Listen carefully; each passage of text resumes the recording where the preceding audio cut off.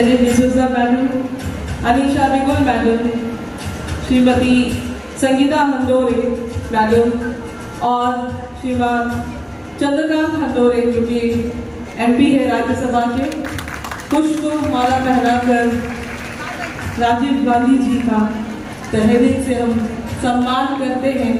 आज उनकी जयंती पर नारी न्याय सम्मान समारोह रखा गया है। ये उनकी सोच थी कि महिलाओं को अगर हम आगे बढ़ाएंगे तो ही ये समाज आगे बढ़ेगा।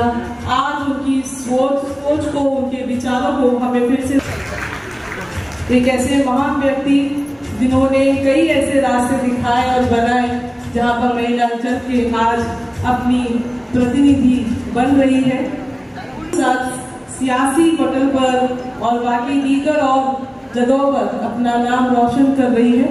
हमारे सभी सम्मानीय अतिथि यहाँ पर प्रेसिडेंट श्रीमती अलका मैडम हमारे बीच,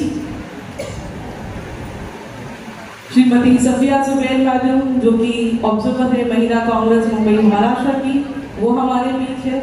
सुनीता गवंडे मैम जो कि ऑब्जर्वर है महिला कांग्रेस AICC की मध्य प्रदेश से। Shrimati Janita D'Souza ma'am ex president Mumbai Congress. Anisha Bigul madam जो कि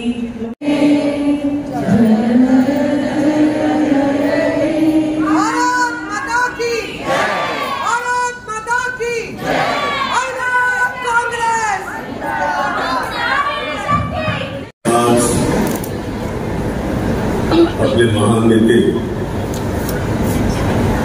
भारत देशाचे पंतप्रधान, माजी पंतप्रधान, भारत रत्न राजीवजी गांधी यांची जयंती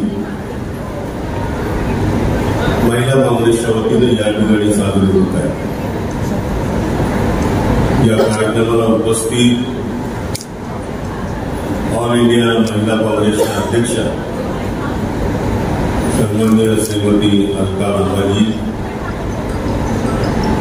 मंचावर उपस्थित महाराष्ट्र प्रदेश काँग्रेसच्या अध्यक्षा सवालादेवी, मुंबई काँग्रेस महिला विभागाच्या अध्यक्षा अनिशा बाबूजी, राजस्थानच्या माजी आमदार श्रीमती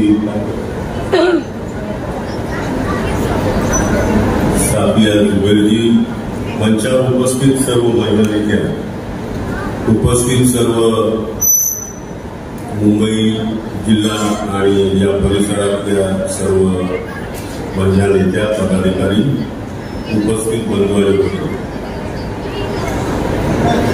महिला काँग्रेसचा हा कार्यक्रम असल्यामुळे मी आपल्याशी म्हणजे त्या जेवढं आपल्याशी समजून घेतील, आपल्याला समजून सांगतील तेवढं आम्ही सांगू शकतो। परंतु आज मुंबईमध्ये मोठा कार्यक्रम आहे शनमुगानंद हॉलमध्ये। या कार्यक्रमाला सुद्धा आपल्याला सगळ्यांना जायचं आहे, त्यामुळे मी आपल्याला जास्त वेळ न घेता महिलांनी बाहेर पडलं पाहिजे। आपल्याला माहिती आहे की या देशामध्ये 52% पुरुषांची लोकसंख्या, 48% महिलांची संख्या, तरी सुद्धा या देशावर पुरुष प्रधान संस्कृती राज्य करते आणि महिलांना दाबण्याचा प्रयत्न करते। आपण सर्वांनी आता जागृत झालं पाहिजे। छत्रपती शिवराय असतील, महात्मा ज्योतिबा फुले असतील, परमपूज्य डॉक्टर बाबासाहेब आंबेडकर असतील, स्वर्गीय नेते इंदिराजी गांधी असतील, या सर्व महान नेत्यांनी महिला वर्गासाठी प्रचंड काम केलं। महिलांना जागृती महिलांमध्ये आणण्याचा प्रयत्न केला, महिलांना शिकण्यासाठी संधी उपलब्ध करून दिल्या आणि त्याही पुढे जाऊन स्वर्गीय नेते राजीवजी गांधी यांनी महिलांनी नुसतं शिकून सर्व मोठं होता होता एक जी तांत्रिक बाजू आहे किंवा तंत्र शिक्षण आहे, या तंत्र शिक्षणाच्या माध्यमातून, विज्ञानाच्या माध्यमातून त्यांनी सुद्धा पुढे यायला पाहिजे, ही भूमिका त्यांनी घेतली। इथे मोबाईलचा उल्लेख झाला, त्याचे जनक राजीवजी गांधी आहेत, त्याच्या संबंधामध्ये बोलण्यासारखं खूप आहे। मी पुन्हा एकदा त्यांच्या जयंतीच्या निमित्तानं आपल्याला शुभेच्छा देतो आणि या ठिकाणी थांबतो, राजीवजींना अभिवादन करतो। धन्यवाद।